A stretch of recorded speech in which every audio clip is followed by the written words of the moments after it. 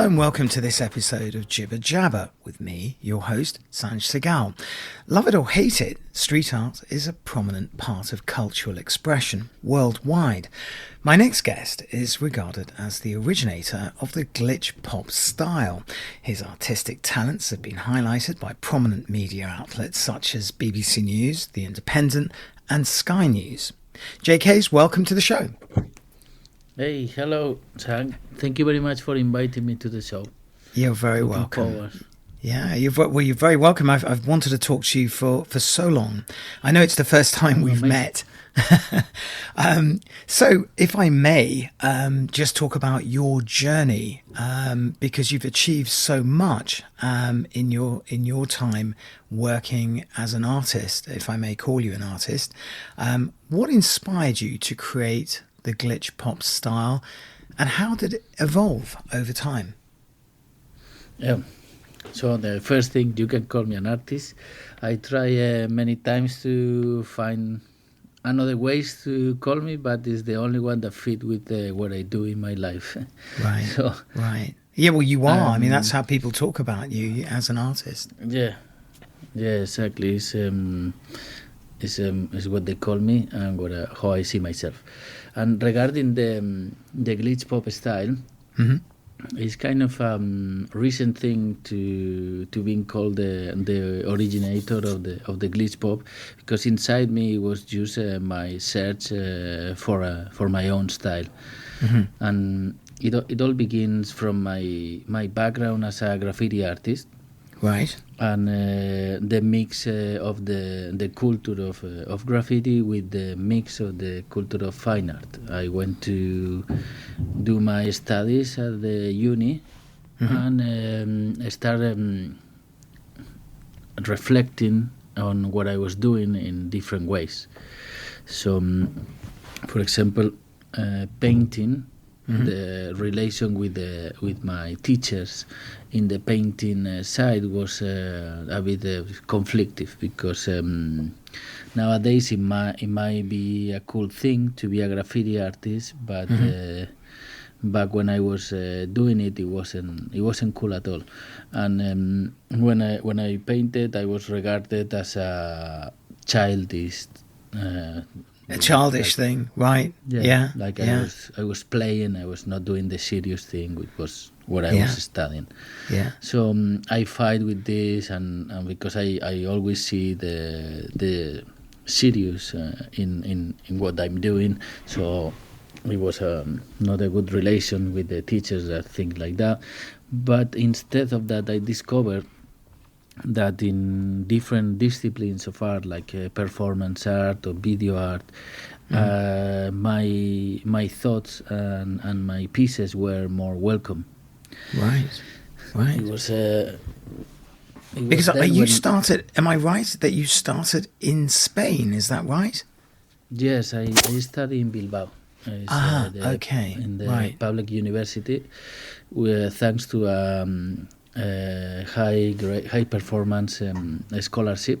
So I needed to make sure I perform above average to be able to keep going with my studies, which if you look a little bit into my story, to reach the moment to be able to study, it was a big achievement for me, and I wasn't going to take it as something granted. So it was this final moment where I see in fine art that they accepted my narrative through my videos or my photographies, where the connection and the creation of the glitch pop style begins, because I was doing the life of a graffiti artist. I was filming it, and I was presenting my films as the story, as the art was in the act of graffiti or the story of graffiti, instead of the painting in itself. I see.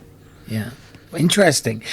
What about the moment you realised that you wanted to pursue this? Because obviously filming it is one thing, but pursuing your art as a professional career is another. Yeah. So how did you when did you come to realise that this is what I want to do as a career? Yeah, so this was, I always say, like, necessity is the mother of creation, no? Nice. It's a sentence that motivates me. But yeah, so when I finished the university, I have all these beautiful ideas, and I've been considered as an amazing artist and all this, but I wasn't paying the bills with my art. Right. And we came out during the crisis in Spain. I remember it well. Worldwide. Yeah. Yeah. And then I don't know, even like that, I have my commissions, I do my works, but Sure. it was all a bit abstract. I didn't have an idea of the commercial world. So I decided to move to England, move to London, Right. and learn So English. when was that? What year was that when you moved to London? So I always say in 2012, but it just appeared a picture of me in 2011 in London. Wow. So I guess it was Okay. 2011, and now Yeah. I'm not sure of the exact date. But It's been that long. It was very intense. The first year, I can tell. Yeah, I have a I lot can of imagine.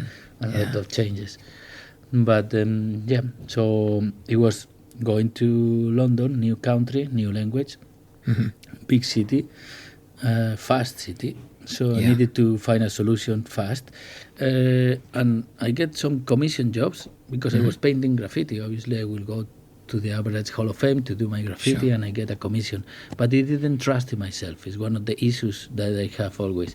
Right. So I went with the advice of a British artist. I went and went take a job in the center of town as a bartender to improve my language and adapt to the city fast. Right. So I have a lot of fun with this job. I never expected. It was a new career. It was like, oh, well. So now I'm starting from the bottom. I started doing anything, but it was. And It meanwhile, was did something your family amazing. did your family think that was crazy, that you made that move to such a big city with nobody? You know, I'm guessing you didn't know many people at that time, and you had to forge a career. Were they worried? Were your friends sort of like, come back to Spain, don't waste your time? Did you have a lot of obstacles with people? Well, they already knew me, and I have obstacles before. Yeah. So yeah, there is a side that didn't wanted me to, or wanted me, but in a hard way, Yeah. not Yeah. supporting me. Yeah. They want me to learn the hard way, and there is another part that they want to support me. But this was always emotional. It was never financial.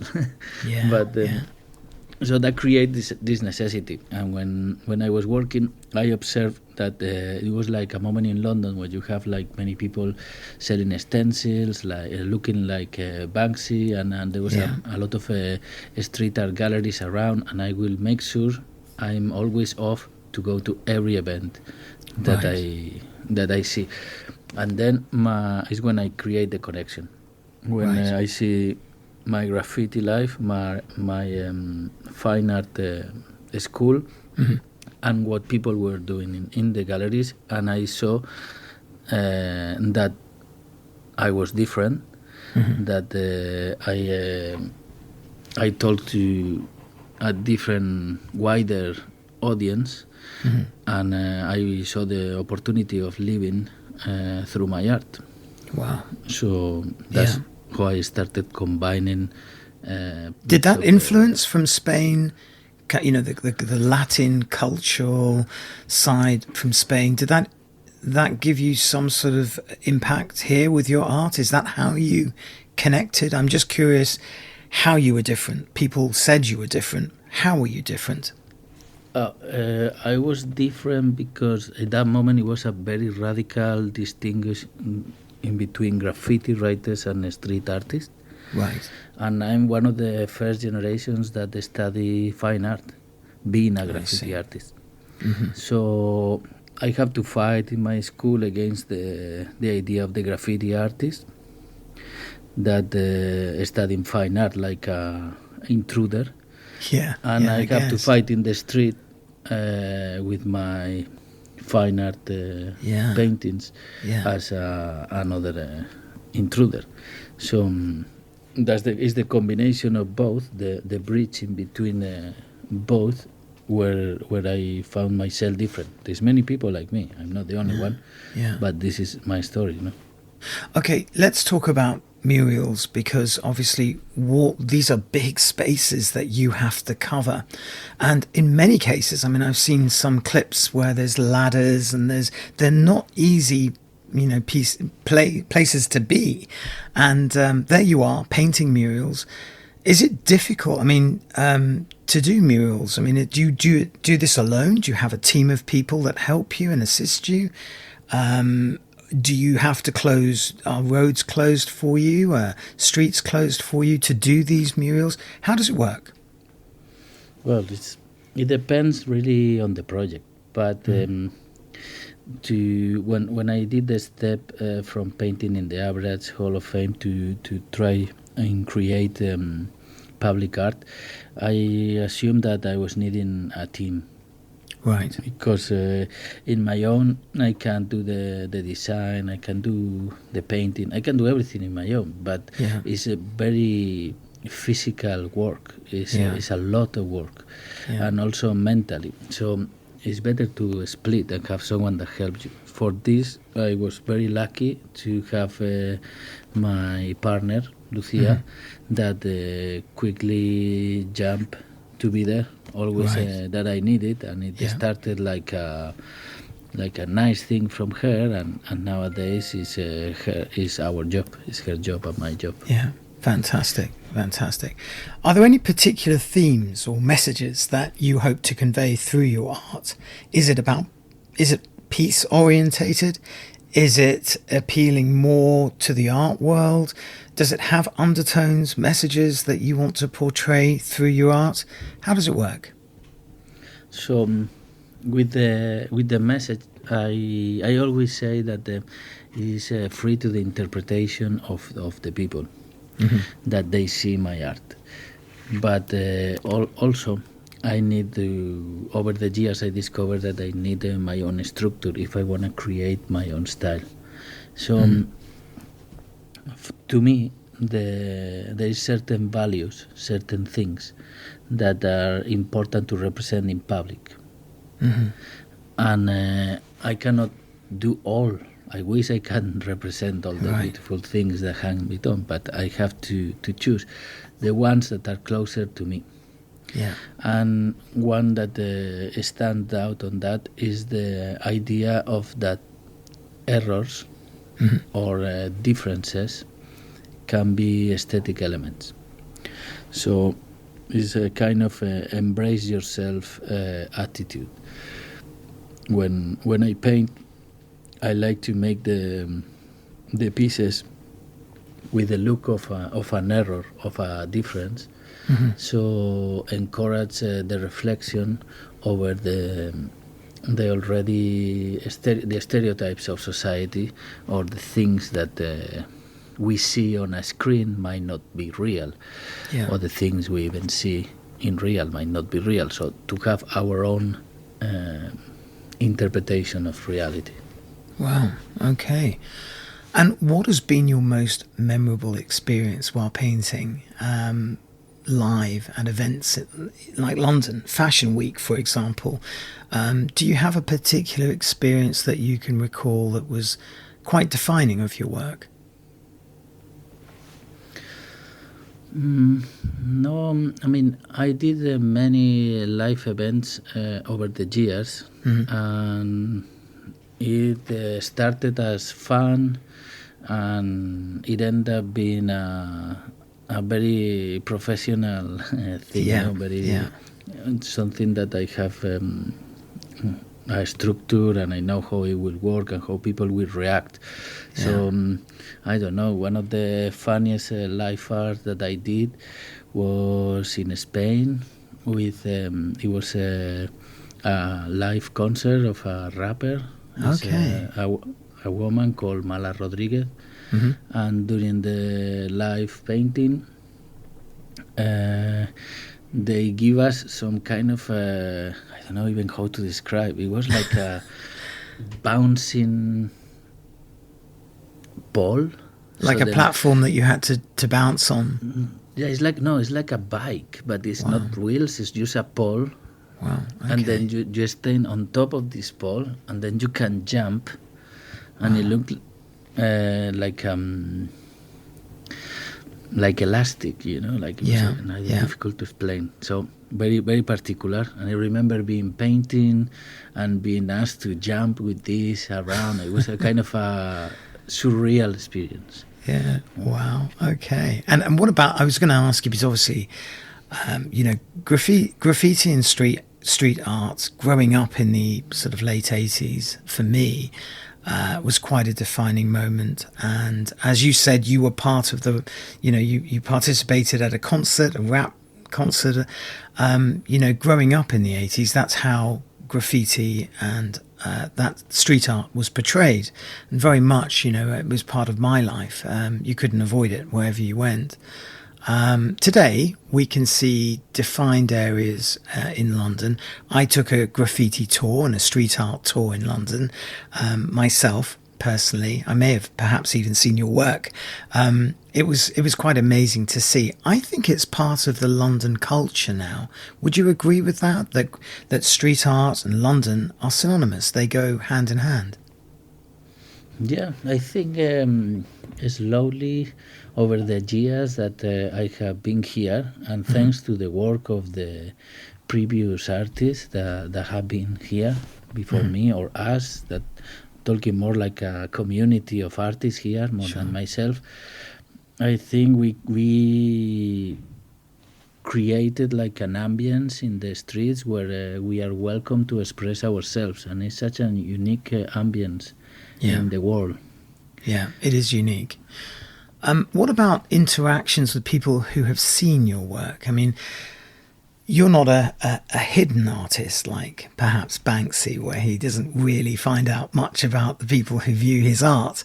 And I understand what you say about having art being interpreted for different people. Have you got any feedback from people who've seen your murals and have said, to you something that really hit home? Yes, I mean, there's many times over the years that I don't remember all, but I have a recent one that was very curious. It really surprised me. Mm-hmm. So I was working in a project in Netherlands doing a mural about reading. Right. No, the concept of this project was to motivate young people to read more, right? Because they observed that there was this need in the younger generation in the Netherlands. Mm-hmm. So I was painting this mural, and it's all about the idea that when you read, you expand your creativity. No. Like, yes. You can think in different ways, more unique, and everyone was following the exact theme. They were all telling about this, and there's this guy that stays looking at the artwork, his own interpretation, and he comes to me and he tells me, hey, I really like this, what you doing? And I explained, like I just explained you, okay, so this is what I'm doing, it's about this, and there's a campaign behind this, and we're hoping to achieve this. And then he was like, he looked at me and tell me, yeah, well, but in real, what you're doing is fight fascism. And right, wow. Yeah. I like quite powerful, like, that moment. Yeah. I was like, wow, why? Is this? Oh yeah, because if people read and people have like their own perspective or this creativity or this culture based on the previous generation experiences, they will be less negative reactions to the differences in between each other. Interesting. So yeah. That impact me because it's like I'm not doing this exactly. It's not my goal. My goal is what I told. It's a byproduct, isn't it, of what you do? Yeah. But it's what this person saw, and I was like, okay. Wow. You talk so passionately about the challenges that you've had. You know, on one side you had the education that was sort of, you know, coming down at you saying, well, you know, what you're doing isn't, you know, real. Then you've faced sort of challenges on the street with artists. It said, you know, what are you doing? What about today? If I wind the clock forward from all those challenges you had in the early days when you arrived in London, have things changed now? Are you now regarded as Banksy? Do they look at you and say, "Wow, you know, you are, you know, you're the real deal. You're the real thing"? I don't know. I mean, you have to know that if you paint in London in the street, probably you're gonna have someone asking you if you are Banksy. It's a classic thing that happen in the city till the point that we are all tired of listening. But I don't know. I think that, I observe in some of the people that I have close, an appreciation for what I do, and I think it's a very positive thing. But I don't know. I also observe like some of the challenges that were always there regarding graffiti. Yeah. And because and that's for example, yes, sorry. Because you mentioned about graffiti and street art, and I was picking up on that because they're not the same, are they? And you sort of picked up on that early on in the podcast. Is there still that kind of friction between graffiti artists and the work that you do?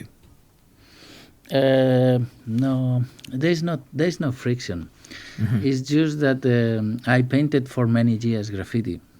Right. And it's a thing, you know, I always will have people from the letter background that will come to me and completely ignore all that I have achieved with my murals and just talk about my letters and judge me, judge my art based on the quantity of letters that I painted. And it's okay for me. It's just something that is there in the graffiti culture, and I wish it wasn't there.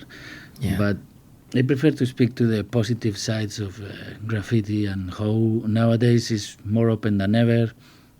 Most of the graffiti artists are very comfortable with the street artists, with any kind of artist painting in the street. They share the spaces together. There is no friction anymore. Right. Maybe in other countries, because I travel to different countries, different cultures. In other countries, it's more intense, the difference, like back in the days here. But now I don't feel it much here. So a typical day for you means what? I mean, you don't have it's not really a 9 to 5. You work at night time when it's quiet, there are less people around, less interactions.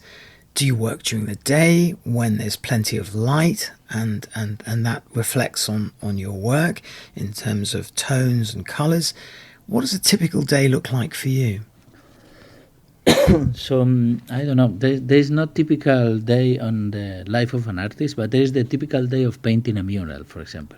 Right. Which is a day that I wake up and with the already knowing that I'm going to paint, I get my paint ready, went out to the street, and usually I already decided where I'm going to paint, but I will go in the morning to use the daylight.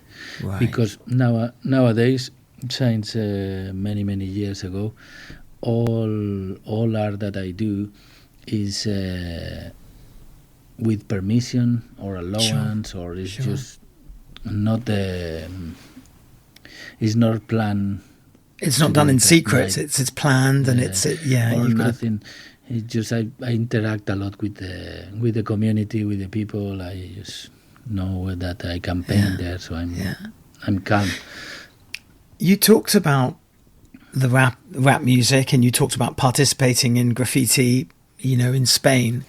I'm just wondering if you are associated still with that genre, with rap music, with street music. Are you sort of part of an urban culture now in London, in the UK, or has that changed and now you're attached to other genres? So basically, London expanded my vision, and now I'm just attached to painting, because is a way forward to make a living. But regarding to listen music, I'm open to most of the new genres related with rap, no, all the things, Yeah. all the experimentations that came out from there, and the relation between the rap music and electronic music And graffiti. is very yeah. rich. Yeah. It's very rich in London, and also the electro music, or back even salsa music. Even, you know, it's like I did just open my mind. I have to ask you, I mean, if I was listening to this podcast now, I'd be trying to place where your art can be viewed. If somebody wanted to get a feel for your art and a good representation of the murals in London that you have painted so meticulously, where would they go to see it? So basically, will be East London.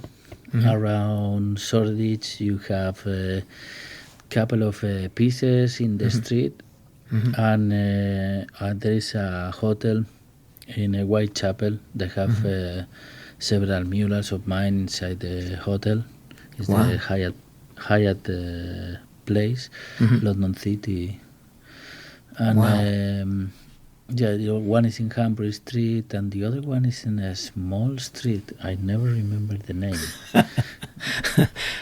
Have you done any work in Camden? Have you worked in Camden? I know Shoreditch is you know, a big place for street art, but in Camden Town, you can also find murals. I found one or two there the last time I was there. Have you ever been involved with Camden at all? Yes, so, well, I'm not only paint outside. I have a lot of murals in people's home, businesses, or other companies, and there is a few in Camden. But there's a funny fact: I painted in the old stall market of Camden. Okay, wow, yeah, I know it well. I did one of the cabins there, Right. and I stayed there for a well till it was gone. Wow. Okay. Right. So how do you balance the public nature of your murals with the more personal aspects of your work? For example, do you get involved with? You said you do smaller work in hotels, etc. Is it different when you're working on the larger scale? I guess in my mind, just, you know, I'm trying to think how you can do such large volumes. You cover such a huge volume. Do you have to keep getting down off the ladder to see that you're still proportional in size with your painting? Or does somebody shout to you? You mentioned Luthia, your partner. How does it work with communicating for the sort of sheer size, scale of these murals, which are enormous in some cases? Yes, so it I don't know. It varies depending on the situation. Right. So I have to learn the hard way. So I'm able to go and draw straight away the design into the wall. I have already have to, because sometimes you don't have other option. Yeah. Develop the way to do it, and it's like drawing. When you draw, when you go for an anatomy class or something, and they explain you, well, one thing that in Spain is called the invisible lines. It's like you learn to see references in the medium or the place you are painting, Right. to kind of create a grid to draw your design. I see. Right. But this is the hard option. There's another two options that make your life smoother. One is using a grid into the wall, and then overlay your design into the grid with a software like Photoshop, and you do that in a computer, and then later with that picture you can go up the ladder or the scissor lift or the elevation platform, and it serves as a reference. I see. And the fastest way is to project it with a projector. But this one is very tricky. It's the fastest one, but it might deform your design without you noticing it, and you need a power. And in the street, to have power is not common. No. Okay, what advice would you give? I mean, now you're a time-served artist. There are new aspiring graffiti artists and street artists who want to make their mark in the art world. If you could give them a piece of advice, what would it be? Don't believe much of social media. Go and live. You see these reels that they say children without phones, and there's people in the street doing things. So do that, because I know social media might look like the solution for everything and all your dreams can be achievable, but the hard truth is that the reality is out there, and you have to do the relations, do your network, travel, touch, live the experience. And how do you see the future for graffiti and street art evolving over the next few years, maybe the next 5 years? So I see that we are in a fight for like any other contra culture. Have been faced a fight with the system to be adapted into the mainstream, and it's impossible to win this fight. Many other cultures have been absorbed, and I think we are one of the graffiti culture is one of the oldest that has been there and is still standing, giving and receiving, but I see that it will be more commercial than ever, at the same time more radical than ever. I see it. I mean, from my perspective, I see it, long into the future. I think it's very much part of the UK culture, and an urban city culture anywhere in the world. One final question for you. If you could collaborate with any artist, living or dead, who would it be and why? I know you're sick of Banksy. He's probably a lovely guy, but who would you like to collaborate with? It will be cool to have a conversation with Banksy, maybe paint, not sure. But in terms of painting and creating something together, I might be interested in working with Maria Blanchard. Is an artist from the region where my family is. Right. That was in the 1920s in Paris during the Cubism movement, and for my region, she is kind of like hyper modern and cool as an artist. No, is a woman that went there and chat with Picasso and painted next to him, creating amazing artwork. Yeah. Well, look, Jay, it's been great to have you on the show today. I really enjoyed it because one of my passions is street art. I can't paint, but I love watching it. It was a joy to talk to you today. Thank you so much. No, thank you very much for this podcast, and these questions were very good. And thank you so much. What you're asking, and thank you it's so very much. Nice to chat with you, and give me the opportunity to have a voice. Thank you to the audience listening in. Unfortunately, that's all the time we have for today. I hope you can join us again. Until next time, bye for now.